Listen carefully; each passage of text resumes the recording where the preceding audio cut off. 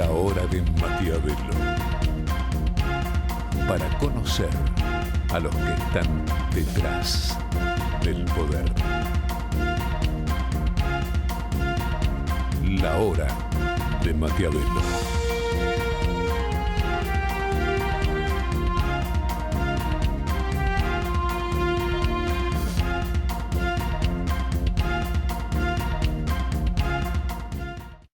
El sistema sanitario también se ha relajado. Y en un tiempo en donde los contagios estaban disminuyendo, abrieron puertas a atender otro tipo de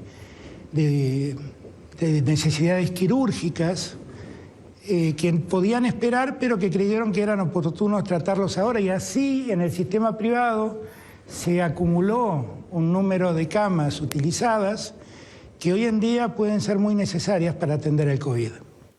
Hola, hola, hola, ¿qué tal? Bienvenido a esta nueva Hora de Maquiavelo. Bueno, ¿qué nos dice el presidente, ¿no? Con esta que probablemente es una de sus frases más polémicas desde que gobierna, ¿no? Que el sistema médico privado, dijo en este caso, se relajó.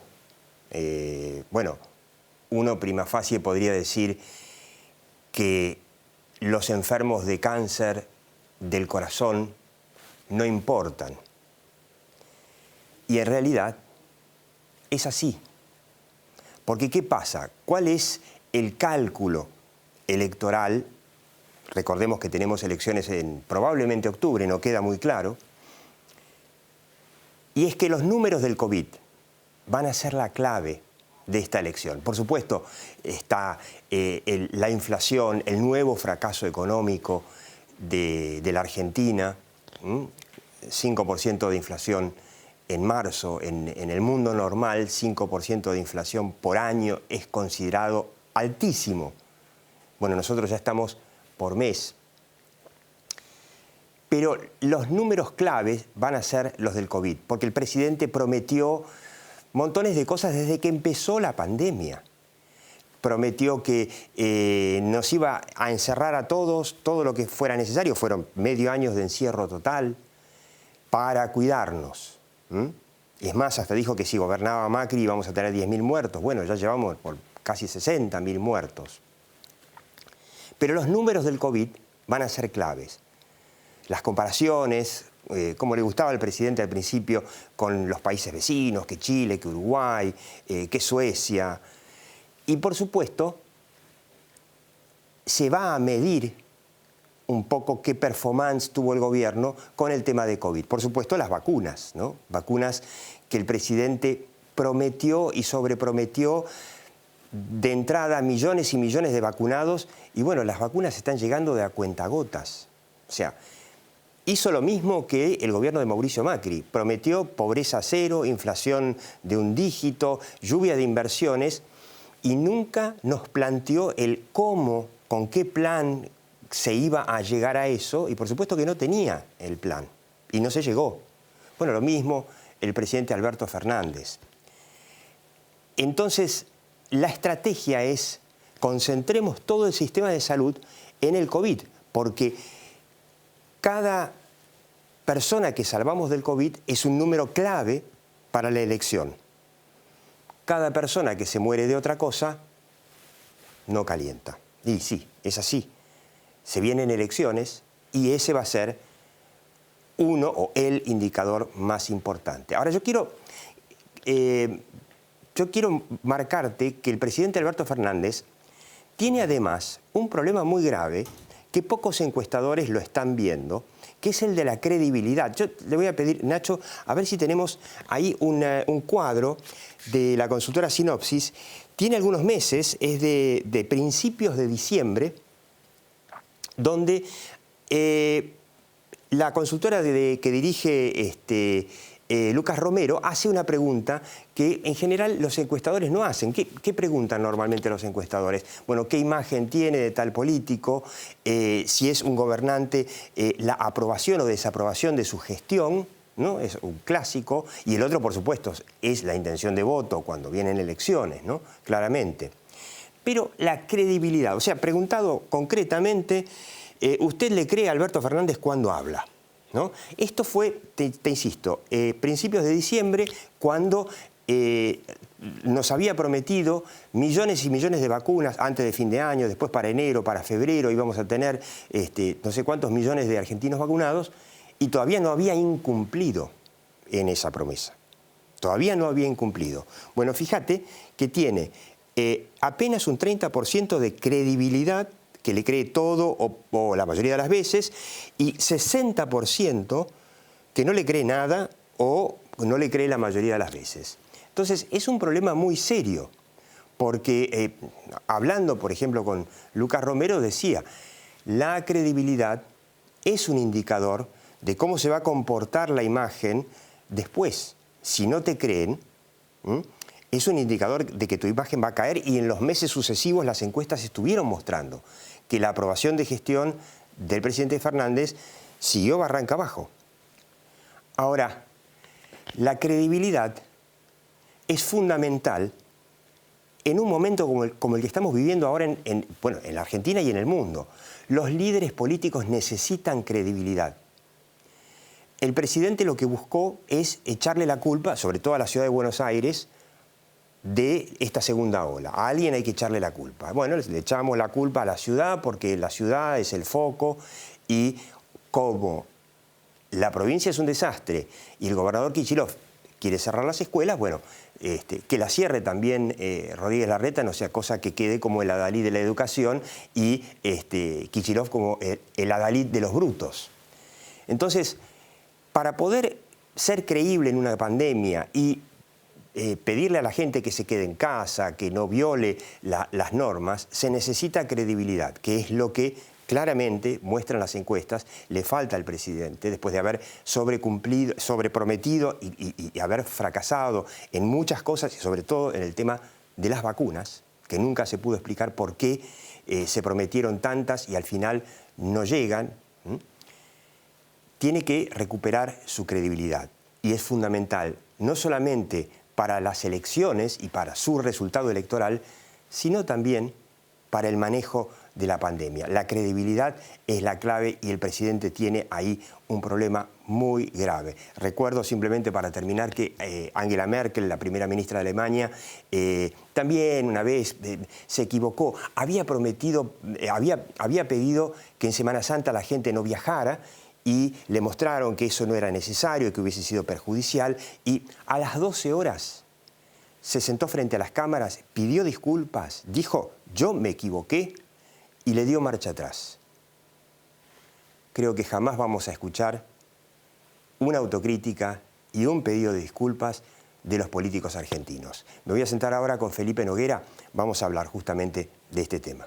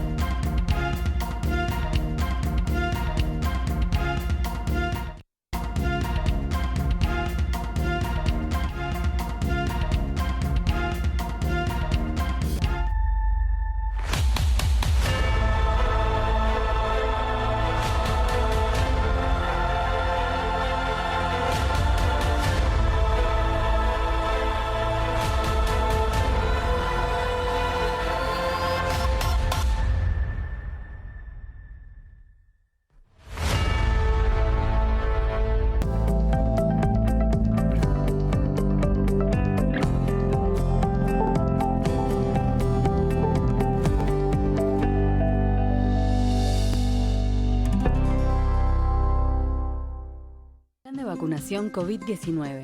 Empezamos a aplicar la vacuna en más de 180 puestos en la ciudad. Para saber más, ingresá a buenosaires.gov.ar/vacuna COVID.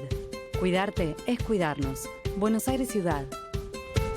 En Vicente López seguimos trabajando para estar cada día más seguros. Por eso, seguimos invirtiendo en tecnología al servicio de la seguridad, sumando nuevas cámaras, renovando los chalecos de nuestras fuerzas, invirtiendo en cámaras portables y en más puntos seguros.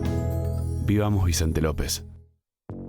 En Lanús lanzamos el Plan de Seguridad 2021. Vamos a incorporar 220 cámaras de videovigilancia nuevas, con tecnología de avanzada, para superar las 1000 cámaras de seguridad hacia fin de año. Más tecnología al servicio de la prevención del delito. Informate en lanus.gov.ar. Lanús nos une.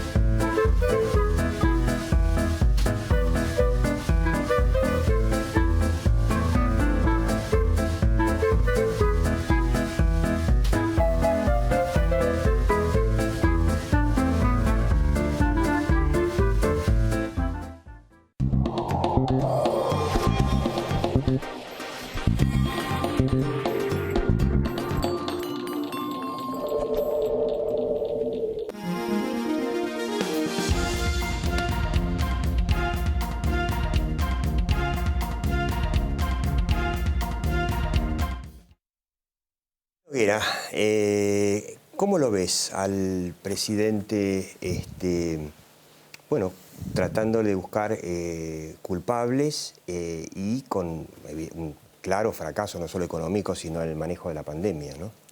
Mira, veíamos ahí los datos esos de credibilidad, ¿no? Donde además a la derecha había otra parte de la tabla que mostraba que como que los únicos que le creen son los propios. Claro. Entonces, es una grieta de credibilidad también, ¿no?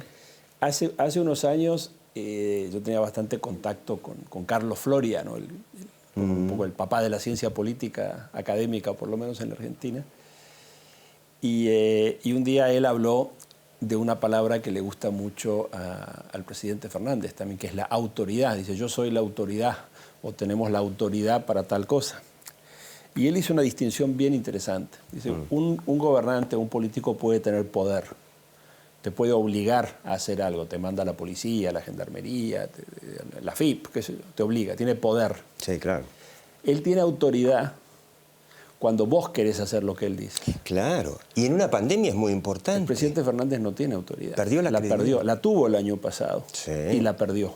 Hoy justamente el corolario de lo de la credibilidad es que si la gente no me cree, y vamos a saber, eso es antes de la vacunación VIP. Ese dato. Sí, antes de la vacunación VIP y en el momento en que estaba prometiendo millones y millones de vacunas. Entonces, esta cosa de que va a haber vacunas porque yo digo, va a bajar la inflación porque yo digo, pero nadie me cree. Entonces, no es una manera de construir ese poder o esa autoridad. No conseguir tus objetivos. La gente cuando él se enoja después con Larreta, dice, no, porque no impidieron que la gente vaya a los bares o lo que sea. La gente hace un año hacía lo que le pedían, claro. Hoy no lo hace.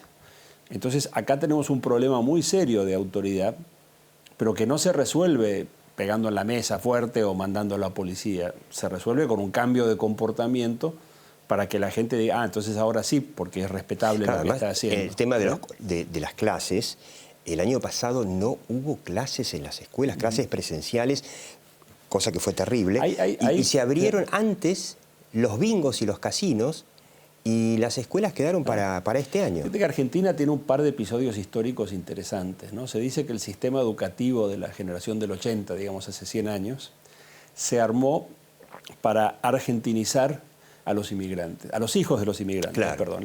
La idea del proyecto era, tenemos muchos inmigrantes, vamos a armar una currícula y un sistema educativo que, entre otras cosas, los haga argentinos. Y mucha gente dice que fue tan exitoso que argentinizó a los padres, o sea, a los propios inmigrantes. ¿Por qué? Porque los chicos educan a los padres. Claro. ¿Qué está pasando con los temas medioambientales? Toda la prédica medioambiental a nosotros los adultos pega, no pega. Pero cuando tu chico en casa te dice, papá, cerrá la canilla, no hagas eso, ¿de dónde vino esto? Vino del colegio. Sé a dónde vas. Que con el tema del COVID hubiese ayudado. Está ayudando. Yo creo que hoy los chicos no es que son los menos educados y se cambian la mascarilla, al revés. los grandes educadores por el tema COVID son los chicos que van al colegio. ¿Qué pasa en el colegio a diferencia del resto de la Argentina? En el colegio se cumplen las normas. Quédate sentado, el distanciamiento, etc. Entonces el chico dice, bueno, funciona si se cumplan, vuelven a su casa. O sea, estamos cercenando un canal de educación, pero no solo de los chicos, además perdiendo otro de año, toda la sociedad. Otro año para la gran mayoría de los chicos que les cuesta mucho las clases online. ¿Y por qué se pierde esta, cuál es la gran diferencia? Y yo estaba repasando cuando los veo que si antes estaban los tres juntos, se ponían de acuerdo, después hablaban. Hoy se pelean, no hacen declaraciones conjuntas, etc. Y me recuerda un poco algunas teorías de la negociación de los últimos 20, 30 años, que hablan de la diferencia en la negociación, de negociar a partir de posiciones. Yo quiero esto, vos querés aquello, nos peleamos, a una negociación basada en intereses. Yo quiero lograr, por ejemplo, que haya menos infectados, vos también, vos te ocupás de la economía, yo me ocupo de la salud, a ver cómo compatibilizamos los intereses y de ahí llegamos a la conclusión de una posición. ¿Qué veíamos el año pasado cuando se sentaban los tres juntos? Que se habían puesto de acuerdo para achatar la curva, por ejemplo. Ese era un interés de todos. Hoy se están peleando, la percepción es, por la posición de uno y la posición del otro. Y ahí yo creo que el jefe de gobierno de la Ciudad de Buenos Aires lleva una ventaja, porque él siempre vuelve a los intereses, va con su carpetita, acá está el tema educativo, el tema de los contagios, o sea, él sigue diciendo, yo propongo esto porque según mis datos acá la gente no se contagia, acá la economía anda mejor. El otro viene más bien, especialmente Kicillof, con una cuestión de yo mando. Nosotros tenemos que demostrarle a la ciudad que nosotros mandamos y que si las cosas no funcionan, ellos tienen la culpa. Sí, además Kicillof, que cree que tiene que cerrar las escuelas, no quiere quedar como el rey de los brutos y Rodríguez Larreta en la ciudad como el tipo que está por la educación. Es una bandera que ya le ganó Rodríguez Larreta, bueno, le ganó la ciudad en la pelea de que empiecen las clases en la ola anterior, y ahora no se la quieren dar, se la quieren quitar a Rodríguez Larreta. Y si miramos la relación entre las personas, entre el electorado y los gobernantes, también hay una cuestión de posiciones o intereses. Una posición es yo mando, vos me tenés que obedecer. La otra es, mira, si hacemos esto ganamos los dos. Ah, bueno, ahí ya me interesó más, porque son los intereses. Yo creo que el presidente se está perdiendo, no quisiera ponerme a especular de sus negociaciones con la vicepresidenta o con Kicillof, de posiciones, intereses, etcétera, pero creo que se está produciendo un distanciamiento del presidente con la gente, porque ya no está hablando de su posición, yo mando, no de los intereses, tengamos salud, tengamos una mejor economía, tengamos educación, sino más bien de, acá lo más importante es que los que mandamos somos nosotros. Sí, y vos ves también esto de que el tema del COVID para el gobierno es más bien un tema de números electorales, y entonces le echamos la culpa a los médicos que se relajaron demasiado porque atendieron otras patologías. Bueno, creo que el presidente probablemente se apuró, debería haber descansado más, porque cometió varios errores, pero muy básicos. En el uso del lenguaje, el decir, si uno lee así textualmente y escucha la explicación... La reacción de los médicos fue... La palabra se relajaron, ya nadie escucha a nadie más, no digas eso, o sea, también eso es comunicación de primer grado, digamos. Uno sabe que por mucho que si después yo lo releo me doy cuenta que quiso decir otra cosa, pero el mensaje muy improvisado. El mensaje no es lo que yo digo. El mensaje es lo que el otro entiende. Exactamente. Eso es muy importante tenerlo en cuenta. El mensaje es del receptor. Exacto. Si vos creíste que dijiste A y el receptor entendió B... dijiste B. B.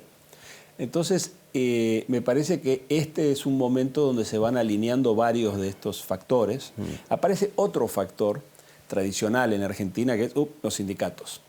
¿No? Los intereses, otra vez, de los sindicatos, no de toda la gente, o la posición de los sindicatos.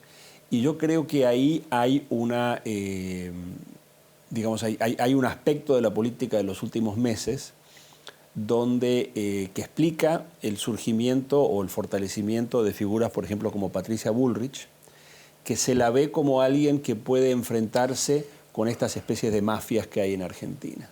Que siempre al final de un proceso de cambio, ese cambio tiende a trabarse cuando se encuentra con una de 2 o 3 mafias. Ahora, una es la sindical, perdóname. Otra es la estructura política, especialmente los gobiernos provinciales, sí, los infranes, los feudos, etc. Y yo creo que una de las cosas que vamos a ver es un alineamiento o realineamiento del discurso político a empezar a señalar esos puntos que son los que están como que bloqueando el cambio político en Argentina. Sí, porque pero podemos decir que hay un problema de salud, que hay un problema de inflación, que hay un problema de inseguridad. El gran problema de Argentina es político. Es que nuestra estructura política, nuestra arquitectura política no está resolviendo esos problemas. Ahora, también es cierto que María Eugenia Vidal, por ejemplo, lo dijo ahora que presentó su libro, y suena razonable. Después del fracaso de Macri, queda claro que Argentina, para poder avanzar, necesita un acuerdo político más amplio. Y ella dijo, está clarísimo que si hay otro gobierno de Juntos por el Cambio, tiene que ser con un acuerdo, por lo menos con una parte del peronismo, porque está claro que así Macri no pudo ni quiso hacer ese acuerdo y no pudo gobernar. Entonces, no hay un choque entre, bueno, vamos a atacar a las mafias, pero por otro lado tenemos que acordar con las mafias para poder, bueno, sacar al país adelante. Este es un fracaso. Yo tengo la impresión fracaso de medio siglo. Esto es algo que hay que discutirlo y profundizarlo, porque otros dirían que María Eugenia Vidal y otras personas dentro del gobierno de Macri trataron de negociar con las mafias y por eso le fue mal, porque no fueron a combatirlas, sino que cayeron en lo que se caricaturiza como kirchnerismo con buenos modales, digamos, ¿no? Entonces, es una discusión válida, pero que creo que hay que darla, porque me parece que hay 2 interpretaciones ahí, ¿no? Una interpretación es, tenemos que negociar mejor con esta gente, bueno, y la otra interpretación es, no, esos son los puntos, digamos, que bloquean. Yo te pregunto ahora como consultor, Felipe Noguera es consultor, asesor de muchos que llegaron a la presidencia en Centroamérica, por ejemplo, otros que no. Si te contrata Juntos por el Cambio, ¿vos qué le recomendarías? ¿Hacer un gran acuerdo o ir al frente? ¡Pum! Con Claro. Primero que me contrate, después lo recomiendo, ¿no? Porque dicen que da un anticipo. Los consejos gratis valen lo que cuestan, dicen, ¿no? Pero lo que sí creo es que la oposición en general en Argentina necesita articularse y unirse, no solo para presentar... Pero hay una unión más o menos. Junto con el Cambio es eso. No solo para poder acceder al poder en el 2023, sino para contener la enorme crisis que se viene. Claro. Porque cuando un gobierno, digamos que está fracasando, o sea, están fracasando con la inflación, claramente, están fracasando con la pandemia, están fracasando con la inseguridad, que son 3 grandes temas, y 3 grandes temas que de alguna manera matan a la gente, en el sentido por la salud, por la falta de comida o de trabajo, o porque te matan en la calle. Ese gobierno, uno diría, bueno, va a perder popularidad y va a perder las elecciones. En el camino, ese tipo de gobiernos que les empieza a ir muy mal, pueden pegar manotazos de ahogados, pueden hacer las cosas peor todavía. Entonces, una de las cosas que tiene que hacer, en mi opinión, la oposición es articularse, es unirse, no solo pensando en ganar la elección y en sacar adelante a Argentina, que es por donde vas vos, sino además en contener la situación en el corto plazo, porque vamos a una situación muy complicada. Pero ¿cuánto puede contener la oposición? O sea, el que gobierna es Cristina, con Alberto, y en los distritos ya vimos las limitaciones que tiene, por ejemplo, Rodríguez Larreta, cuando le imponen las cosas desde la nación. ¿Cuánto puede...? Miremos un panorama más amplio. Yo una vez hice un estudio de distintos gobiernos o gobernantes que trataron de aplicar políticas más populistas de este tipo en América Latina. Los que menos daño hicieron son aquellos casos donde la oposición se articuló y les puso coto. Entonces, un corolario de esto es que si a mí no me gusta el gobierno, porque puede haber gente que le guste, digo, yo quiero que las cosas vayan, bueno, allá ellos, pero si uno dice a mí me gustaría que el gobierno no haga estas cosas, yo puedo hacer algo. Yo siempre digo que lo que pasa con este tipo de gobiernos depende más de la oposición, de que lo deja hacer o no, que del gobierno. Por ejemplo, voy a redondear, en las elecciones del 2021 se define la mayoría en la Cámara de Diputados. Sí, esa es clave. Si el gobierno no tiene mayoría propia en la Cámara de Diputados, Argentina va a ser un país muy distinto. Si el oficialismo gana media docena de bancas, que podría, reforma judicial, etcétera. Pero si la oposición, sin quizás saldar ese tipo de preguntas que vos estás haciendo, la de María Eugenia y qué sé yo, sino simplemente como una serie de grupos articulados, o sea, tenemos que ganar espacio acá y coordinarnos.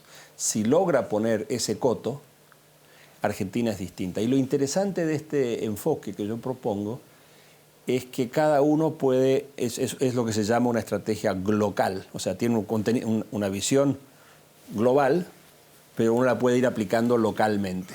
Ganar un diputado acá, impulsar tal medida allá, que los empresarios se dediquen a mejorar su imagen. Son todas partes que van sumando si están bien articuladas. Que los empresarios quieran mejorar su imagen. Por ejemplo. Difícil. Por ejemplo, el campo ya le puso un par de parates al presidente, en el último año más o menos. Dos veces, el caso Vicentín, por ejemplo. El caso Vicentín y el caso ahora en febrero, que querían subir las retenciones y todo eso.